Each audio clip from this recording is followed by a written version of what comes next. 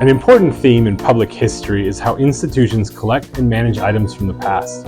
Museums, libraries, and archives all play an important role in the preserving of the past for the benefit of the present and future generations. Archives often house documents as well as the occasional artifact.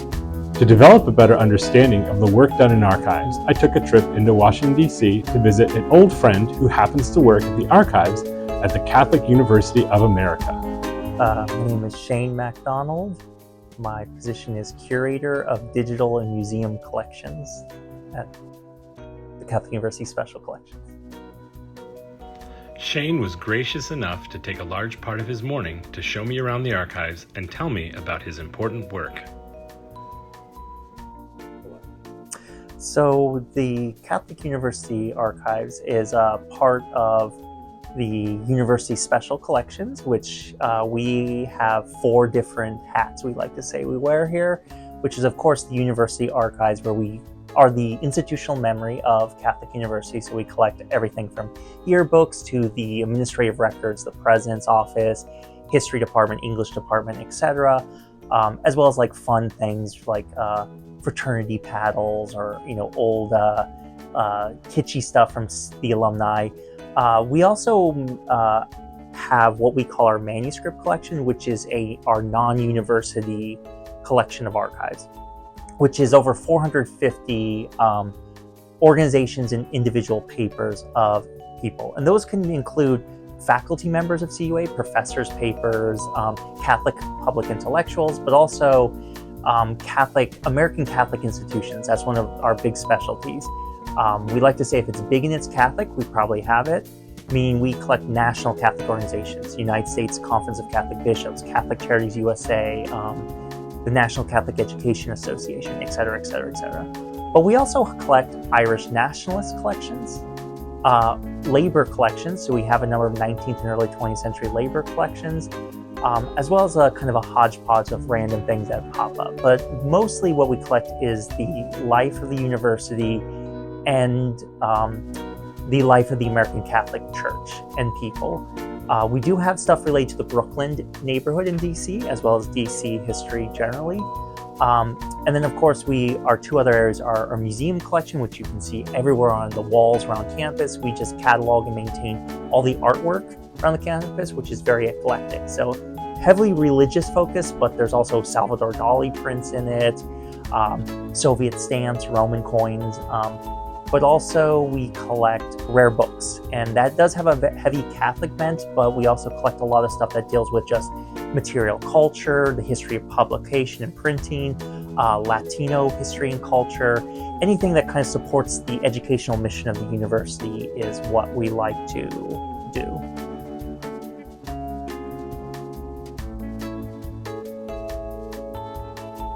So at its core, my job, I would always define it, if I chose one word, would be access.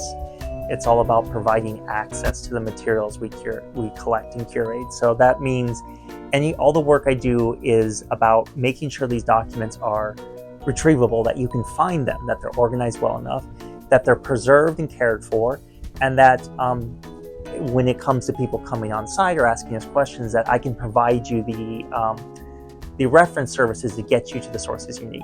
And of course, this means there's a lot of long-term conservation builds in that, because that's future-proofing it for later generations to access, all of that. Of course, that means there's a lot of responsibilities involved with that. At a lot of large institutions like the National Archives, you'll typically have maybe an archivist or a librarian there who does one duty. They're siloed, they do one responsibility. At smaller institutions like typically university archives, everyone has to kind of be a Jack and Jill of every trade. So while we have our own kind of areas of focus, we all do a little bit of it all. So every day I'm typically doing reference requests. I might help with a class visit.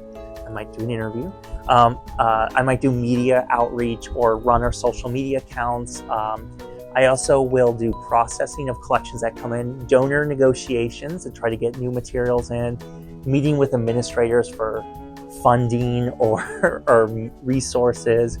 I might also just haul boxes around, do a lot of physical labor to shifting. build exhibits. So there's actually a lot of things. There's almost no typical day. Just today so far, I've already done reference, moved some boxes, and I've been building an exhibit downstairs for the fall semester, which you might see later.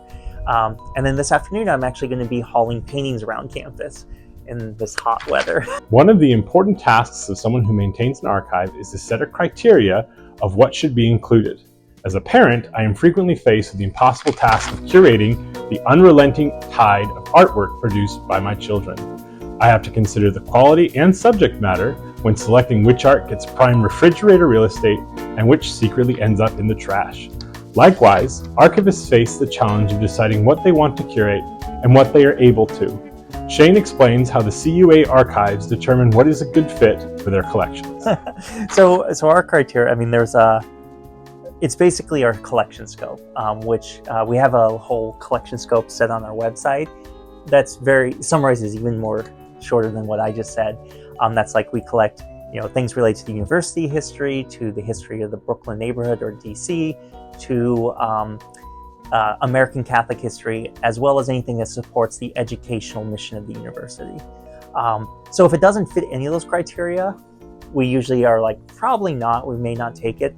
Now, of course, there's a lot of room under those criteria because there's still a lot of stuff we may not accept. But we're going to look to see, does it fit our collection scope or does it complement it? So if we have, for example, the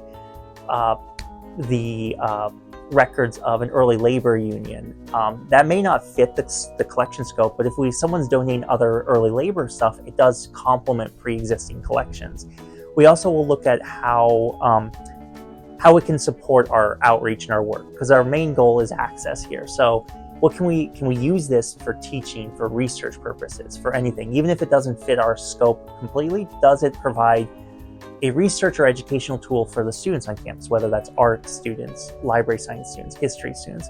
And of course, a big factor too is, can we properly care for it? That's a huge thing. If we cannot care for it, we may not want to accept it. So if we do not have the staff expertise or the resources to properly care, if someone brought us a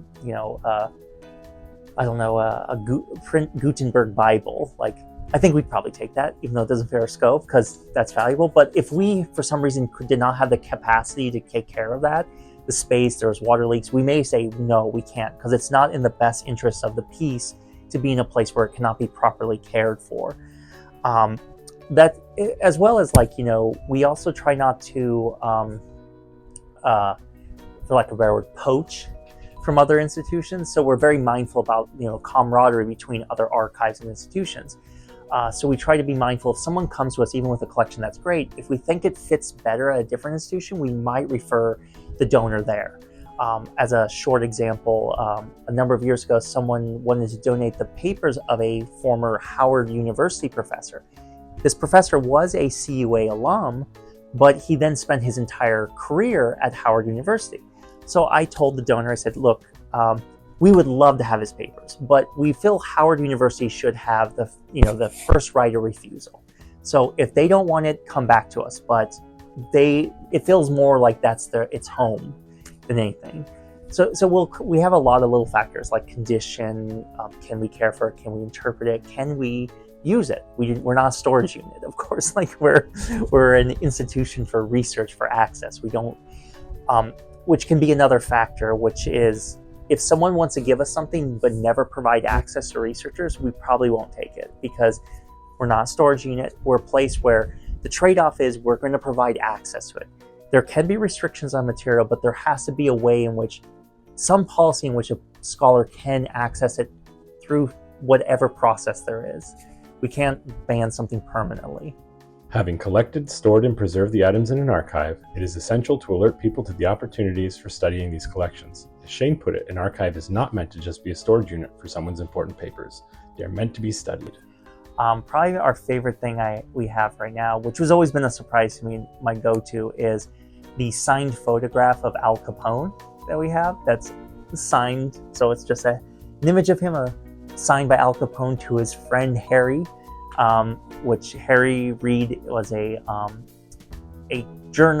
crime reporter in Chicago in the 1920s and 30s, and he went deep undercover to try to understand what was happening. So he unwittingly befriended Al Capone and got this signed thing.